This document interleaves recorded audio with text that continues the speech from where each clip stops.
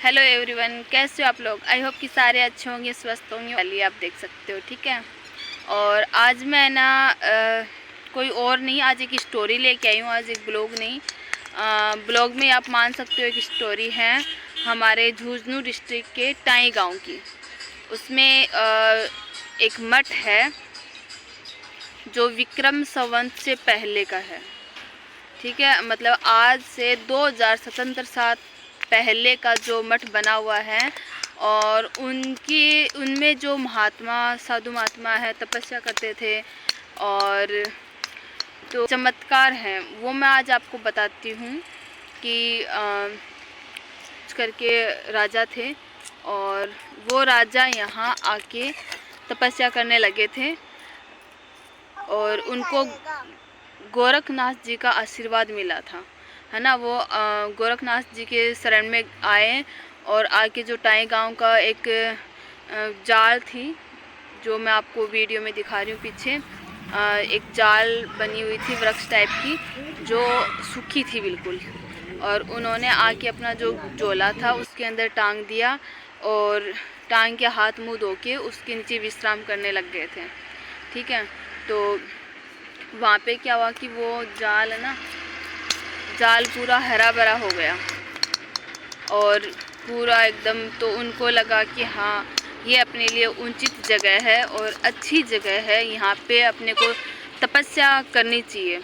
तो वो बाबा गोरखनाथ जी के जो तपस्या में लीन हो गए एकदम हैं, और इतने वो लीन हो जाते हैं कि उनके जहाँ वो एक जगह बैठते हैं वहाँ से वो उठते नहीं हैं, और उनकी दिमक लग जाती है, और बीच में से वृक्ष पत्ते बहुत सारे निकल जाते हैं, फिर भी वो उठते नहीं हैं। और ये सब देख के बाबा गोरखनाथ जी बहुत ज़्यादा प्रसन्न होते हैं, और उनको बहुत सारी शक्तियाँ वगैरह प्रदान करते हैं, और उनका नाम रखा जाता है मन्नानाथ जी थी। और फिर उन्होंने वहीं एक धूना बनाया था, जो आज भी टाई के मठ में है। मतलब 27,000 कहा जाता है कि एक बार पी लेने के लिए उनके पास बहुत सारी गायें थी, क्योंकि वो खिचड़ा बनवाते थे, मन का खिचड़ा बनता था।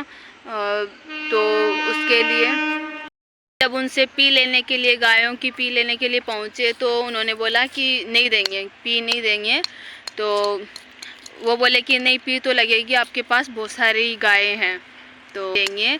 और मेरे पास जो पी लेने के लिए आए, वो बोले आप भी क्या बाबा जी झूठ बोल रहे हो, आपके पास कितनी सारी गायें हैं। बोले आप जाके देख लो। जब वो गए वहाँ देखने के लिए कि गायें कितनी गायें हैं, तो वहाँ गायों के शेर बन गए थे। तो वो सारे वापस आ गए, बाबा जी के पाँव पड़ गए और बोले कि आपके पास तो गायें नहीं हैं और शेर ही हैं, आपने सही कहा था, तो आपकी पी नहीं लगेगी। एक चमत्कार ये सुना हुआ है जो बहुत ही ज़्यादा प्रसिद्ध है। दूसरा चमत्कार ये था कि एक बार सारे साधुओं को उन्होंने इकट्ठा किया, जितने भी साधु वगैरह थे आसपास के, तो उन्होंने बुलाया और बकरे का भोजन बनाया उन्होंने। तो और साधुओं ने मना कर दिया कि नहीं, हम ये भोजन नहीं करेंगे, बकरे का भोजन हम नहीं करेंगे, हम जो भी शुद्ध शाकाहारी हैं। तो उन्होंने बोला वहाँ हड्डी निकाल के, जो जिस बर्तन में या जिस भगोनी में जिसमें उन्होंने बना रखा था, तो वहाँ से एक हड्डी निकाल के, वो जो पीछे आपको जाल का पेड़ दिख रहा है जो मठ का, तो उसके पेड़ी के टच किया 3 बार, तो 3 टांग का बकरा खड़ा हो गया वहाँ पे। उनके करामात से, जो भी उनके पास शक्ति थी उनसे। तो वो उनको बोले कि या तो ये भोजन बना है वो खा के जाओ, या फिर इसके एक टांग और लगा दो, एक शर्त आप मानो। तो उनको ये देख के सब आश्चर्यचकित हो गए और सब चौंक गए। उसके बाद वहाँ से वो भोजन करके गए। फिर उन्होंने स्टोरी थी कि एक बार फिर उन्होंने किसी को, मतलब ये साधु महात्मा होते हैं, हर एक साल में कोई ना कोई बड़ा प्रोग्राम करते हैं, और यहाँ पे भी होता था, और 1.25 मन का खिचड़ा बनता था। तो वहाँ पे भी एक बार साधु महात्मा, बहुत सारे साधु महात्मा को बुलाया था। तो वहाँ पे साधु इकट्ठा होने के बाद वो खिचड़े के अंदर घी डालते थे, क्योंकि यहाँ पे गायें बहुत सारी रखते थे, तो उस खिचड़े के अंदर घी डालते थे। तो एक सिद्ध महात्मा आए वहाँ पे, और वो भी देख रहे थे कि हाँ यहाँ पे कितनी सारी शक्ति है, या यहाँ पे जो साधु है अपने से बढ़ के कोई साधु है क्या। तो उन्होंने जो केसरनाथ जी के जो भी और थे उनके चेले, वो सब खिचड़ा वगैरह परोस रहे थे। तो एक वो महात्मा खिचड़े के अंदर चेले घी डाल के और महात्मा के आगे थाली रखी। तो जैसे ही डालते ही घी, वो घी ख़त्म हो गया, घी दिखाई नहीं उसमें। तो उन्होंने फिर से उनके चेलों को बोला कि घी तो है ही नहीं, कि नहीं अभी तो डाला है, कि देखो नहीं है। तो ऐसे करके उनके पास जितना भी घी था ना सारा डाल दिया, लेकिन उनकी थाली में घी नहीं दिखा। तो वो फिर सारे उनके चेले इकट्ठे होके केसरनाथ जी महाराज के पास गए कि महात्मा जी हम ऐसे ऐसे है ना घी डाल रहे हैं, और एक सिद्ध पुरुष है जो उसमें घी दिखने ही नहीं दे रहे, ऐसी शक्ति है उनके पास, क्या है उनके पास ऐसा। तो फिर है ना केसरनाथ जी महाराज आए और एक अंगुली से है ना घी डालते गए कि तुम खाओ, कितना घी चाहिए तुम्हें। तो एक अंगुली से घी डालते गए, और वो जो सिद्ध महात्मा दूसरे थे वो पीते पीते थक गए थे और घी खत्म नहीं हुआ। इतनी शक्ति थी उन पहले के साधु महात्माओं के ऊपर। और वैसे भी अपने जो ऐसे ही अपने देश भारत देश को महान देश नहीं कहा गया है, ये सूरवीरों और महात्माओं की धरती है जिन्होंने खून तपस्या एक करके इस देश का निर्माण किया।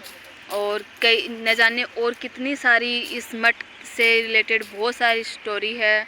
और एक स्टोरी और सुनाती हूँ, जो पीछे आपको तख्ता दिख रहा है उसकी स्टोरी। यहाँ का एक टाई मठ का एक साधु था, महात्मा जी थे, जो दिल्ली के दरबार में गए थे। और वहाँ कहा जाता है कि वहाँ पे बादशाह ने उनका सत्कार नहीं किया, तो उन्होंने अपनी शक्ति दिखाई। ये जिस तख्ते पे, ये जो तख्ता था ना, इस पे बैठे थे और इन्होंने 3 थपकी मारी थी। 3 थपकी मारते ही तख्ता उनके साथ चलाया था। तो बहुत ही अच्छी और ये रियल स्टोरी है, ये वहीं से आया हुआ तख्ता है, आप देख सकते हैं पीछे, बिल्कुल रियल स्टोरी है। तो ये थी हमारे टाई मठ की स्टोरी, और मैंने सोचा ये ज़रूर बयान करूं। और आज भी सोमनाथ जी महाराज जी यहाँ पे हैं, जो आपको पीछे दिख रहे हैं और हमसे बात कर रहे थे। तो आज भी मैं इनसे मिली, तो मतलब हम लोग मिले थे इनसे। तो यहाँ की स्टोरी बहुत अच्छी लगी, और हमारे दादा बड़का हैं उनसे भी सुनिए, मेरी मम्मी से भी सुनिए।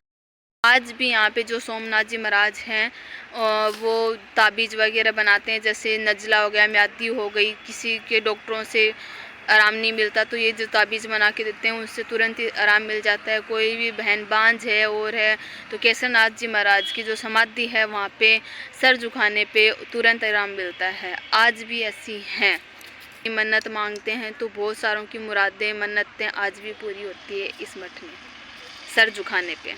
और मात्र इस तो लाइक शेयर ज़रूर करना, और कोई आसपास का है वो तो सब जानता है टाई के, बाकी जो दूर से भी हैं